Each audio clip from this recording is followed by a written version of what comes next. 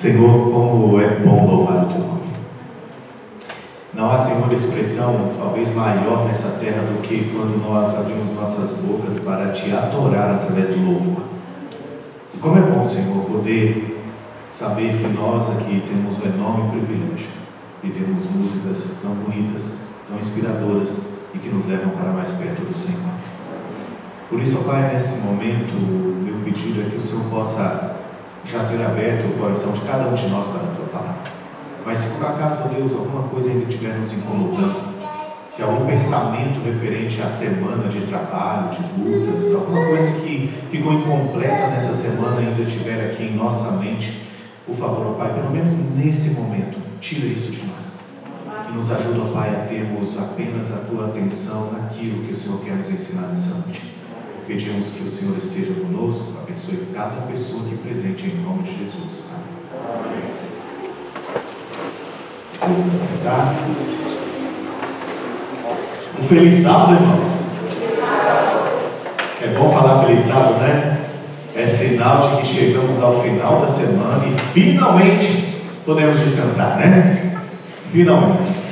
Eu comentava ali na porta que eu confesso a vocês que eu estou cansado. E o problema do cansaço às vezes, principalmente para mim, é mais um cansaço mental do que físico, né? Porque fisicamente nossa atividade não é tão complexa assim para a gente se cansar, mas mentalmente é difícil, meu querido. A gente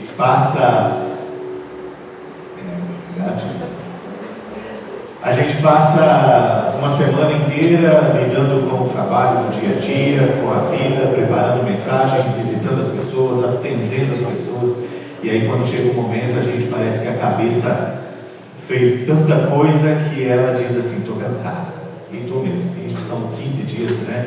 Amanhã vamos completar 15 dias ininterruptas de pregação, desde o sábado retrasado, e amanhã a gente vai fechar esses próximos 15 dias, e não fecha no domingo, fecha no sábado e no domingo, então serão 16 dias aí seguidos. Mas eu louvo ao Senhor, porque ao mesmo tempo é um grande privilégio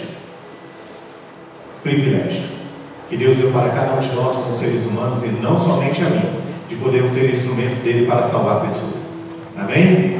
E é tão bom quando a gente entende isso, e mesmo cansados. Tem um texto na Bíblia que eu gosto muito, diz assim: cansados, mas ainda perseguindo. É isso. Até o dia que Jesus voltar, nós vai ser assim: cansados, mas ainda perseguindo, né?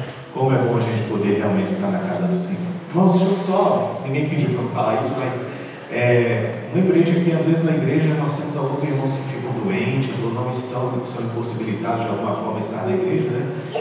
Orei pelo irmão Ismael, né? Ele fez uma cirurgia no ombro essa semana, visitei ele hoje, está lá com 10 pontos aqui em cima assim, do ombro, e está lá de molho, né? Eu fico imaginando alguém como ele, que é acostumado a ficar mexendo de um lado para o outro, e está agora enrolado, porque vai ter que ficar um bom tempo ali de molho. Orem por ele, bom? Para que Deus possa dar uma boa recuperação para o nosso irmão, certo?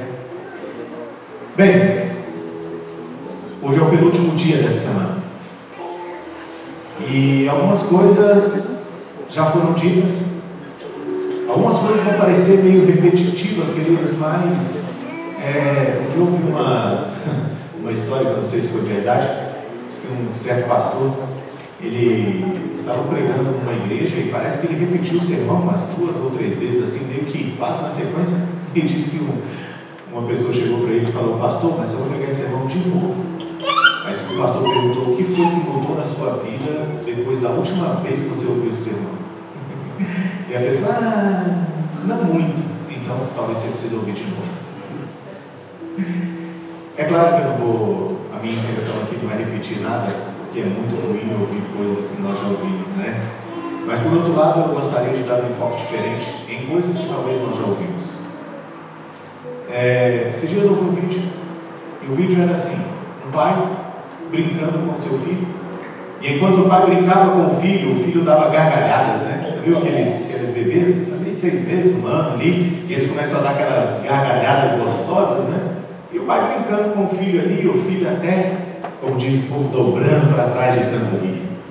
E aí os comentários, né? Eu vi um dos comentários dizia assim: alguém traduz para mim, porque está escrito em Pai presente. Eu olhei aquele comentário e fiquei pensando, nossa, tão simples, mas é aparentemente um grito de socorro de alguém que passou talvez uma vida inteira e não soube o que é ter um Pai presente. Eu não sei quantos de vocês aqui passaram por essa experiência de talvez não ter alguém tão importante na sua família presente, um pai, uma mãe, alguém que realmente pudesse ali, sabe, ser aquele amparo, não apenas para te dar comida, roupa, uma casa para morar, mas que te fizesse sentir não estar apenas numa casa, mas fazer parte de um lar. E uma casa, irmãos, é muito fácil fazer parte de uma casa. Fazer parte de um lar é outra história. E eu fiquei pensando, sabe, nessa história, especialmente nesse comentário que essa pessoa fez. E o mais interessante é que esse comentário é algo muito comum. As pessoas vivem, muitos por aí, sem ter noção, por exemplo, de que foram seus pais. Eu sou desse. Eu conheci meu pai, e quando eu o conheci ali, amarrado numa cama de um hospital, de uma clínica, nós trocamos praticamente apenas umas 2 frases em toda a nossa vida. Eu ouvi 2 vezes apenas. E eu lembro que dessa vez que eu conversei com ele, ele olhou para mim e me disse assim: eu quero ir embora. Eu olhei para ele, né? Primeira vez que eu estava vendo meu pai, 28 anos, com a idade de 28 anos, foi a primeira vez que eu vi meu pai biológico. E ele olhou para mim e falou assim: eu quero ir embora. E eu perguntei: mas para onde o senhor quer ir embora? Ele falou assim: eu quero morrer. E depois disso nunca mais eu vi. Ele morreu mesmo, algum tempo depois, era muito longe, eu acabei não indo lá. Mas sabe o que é isso? E às vezes, irmãos, eu fico pensando que a luta do ser humano é tentar compreender quem é o Pai do céu. E essa compreensão de quem é Deus, e agora não explicitamente Jesus, mas Deus o Pai, é talvez para nós uma luta intensa, e principalmente, sabe, para pessoas que têm experiência dessa que eu citei aqui. Alguém traduz para mim, porque está escrito em Pai presente. Eu não sei o que é ter um Pai presente. E às vezes a maioria de nós, irmãos, por não ter vivido talvez algo aqui que nos conecte com a realidade de quem é o Pai, a gente tem a mesma ideia sobre Ele. E Deus é alguém que nos deu uma casa, comida, roupa, nos fornece as nossas necessidades básicas, mas basicamente é só isso. Alguns carecem do afeto do Pai, e não é da terra, é o Pai do céu.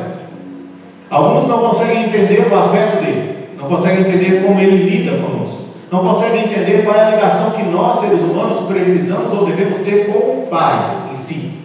Porque a visão que nós temos muitas vezes dele é a visão distorcida de alguns. Alguns aqui lá no passado devem ter ouvido aquela frase: não faz isso, senão Deus castiga. Já ouviram essa frase? Muito comum no passado. Ouvíamos isso e dizíamos isso. Era uma maneira, quem sabe, de manter os filhos na linha, né? O medo da disciplina de Deus. O medo de que Deus lá do céu pudesse fazer algo para nos ferir, e por isso então a gente procurava andar na linha. Será que a gente não continua vivendo a mesma percepção de um Deus que está lá no céu, e na primeira oportunidade que Ele tem de nos ferir, Ele vai fazer isso porque nós somos as piores pessoas, e somos mesmo em certas coisas, irmãos. Por outro lado, eu não consigo viver tendo um relacionamento com o Pai que, ao me disciplinar, Ele faça isso com amor. Que ao me disciplinar, Ele mostre para mim o motivo pelo qual isso está acontecendo. Que ao me disciplinar, Ele me mostre que Ele está querendo algo melhor para mim. Como é difícil às vezes, não é? Quem aqui veio, por exemplo, de uma família disfuncional, como eu vim? Como é difícil entender afeto. Como é difícil internalizar sentimentos como amor, carinho, atenção. E o maior problema de tudo isso é que, infelizmente, temos a tendência de repassar o que vivemos. Eu me lembro que quando eu fui com a Juliana no fórum para darmos entrada nas papeladas para adotar a Gabi, e para quem não sabe, minha filha é adotada, e quem tinha medo de fazer isso era eu. Minha esposa não tinha dúvida alguma do que ela queria, e eu tinha. Por incrível que pareça, quem foi adotado era quem tinha receio de adotar. E a minha mente sempre pensava assim: será se eu não vou fazer com ela o mesmo que fizeram comigo? Porque eu não quero. Não quero que minha filha tenha uma casa, quero que ela tenha um lar. E o Pai do céu, irmãos, Ele quer que cada um de nós aqui tenhamos um lar, não só uma casa. Essa é a casa do Pai, né? Não é um lugar onde a gente vem para se encontrar com Ele, conversar com Ele, ouvir a voz dEle, cantar para Ele. É o lugar onde nós viemos ter um relacionamento com o Pai. Essa é a casa dEle. E as portas sempre estão abertas para receber os seus filhos.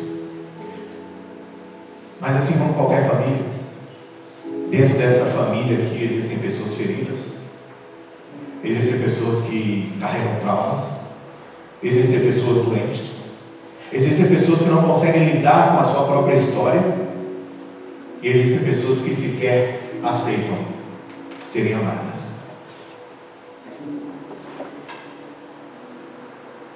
E aí?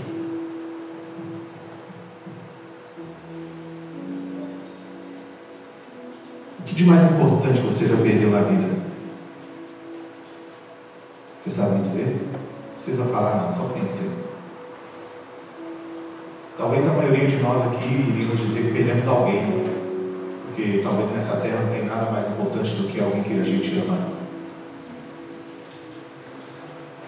Fui pastor num distrito chamado distrito de Cataguases, é uma cidade